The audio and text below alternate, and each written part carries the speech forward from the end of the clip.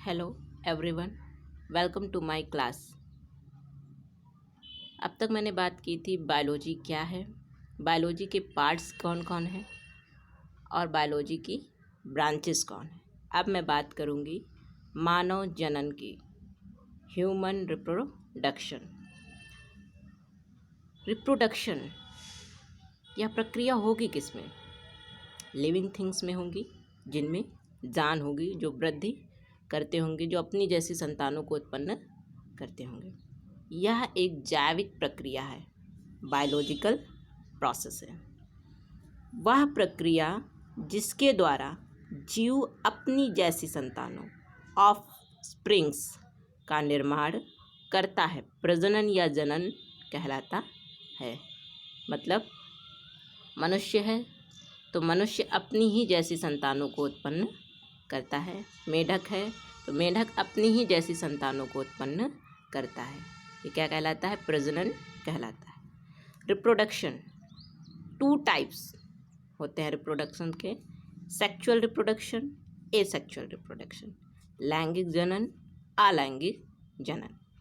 लैंगिक जनन यह एक जटिल प्रक्रिया है।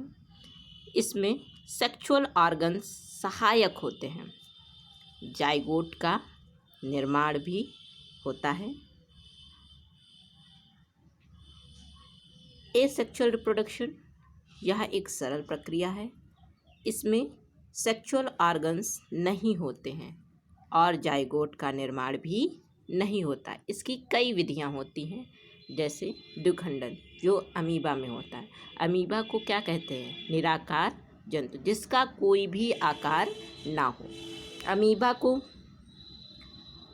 कई पार्ट्स में डिवाइड करेंगे, जितने पार्ट्स में डिवाइड करेंगे उसके उतने ही संतानें उत्पन्न होंगी। मुकुलन जैसे हाइड्रा का कोई भी भाग फूला और बट के रूप में टूटकर निकल गया, जिससे एक नए पौधे का निर्माण हो गया, जिसे क्या कहते हैं? मुकुलन। कायिक प्रवर्धन जैसे रोपण विधि, गन्ने की कलम लगाना, गुलाब की कलम लगाना, ये कैसी विधियां हैं? अलैंगिक विधियां हैं, अलैंगिक जनन है। ह्यूमन में लैंगिक जनन ही होता है, लेकिन प्लांट्स में लैंगिक और अलैंगिक दोनों जनन होता है। अब बात करते हैं ह्यूमन रिप्रोडक्शन। इसकी क्या लक्षण है, क्या कैरेक्टर है, क्या होना चाहिए? सेक्सुअल रिप्रोडक्शन, सबसे पहले ये कैसा रिप्रोडक्शन होता है? सेक्सुअल मतलब लैंगिक प्रजनन होता है। दूसरा विबियोपोरस मतलब जरायुज, बच्चों को जन्म देना। ऐसे जीव जो क्या देते हैं? बच्चों को जन्म देते हैं, जैसे बंदर, भैंस, गाय, मनुष्य। ओविपोरस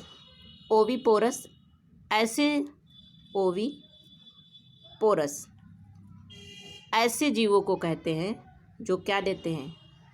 अंडों से जिनके बच्चों का निर्माण होता है, अंडों से जिनके बच्चों का निर्माण होता है।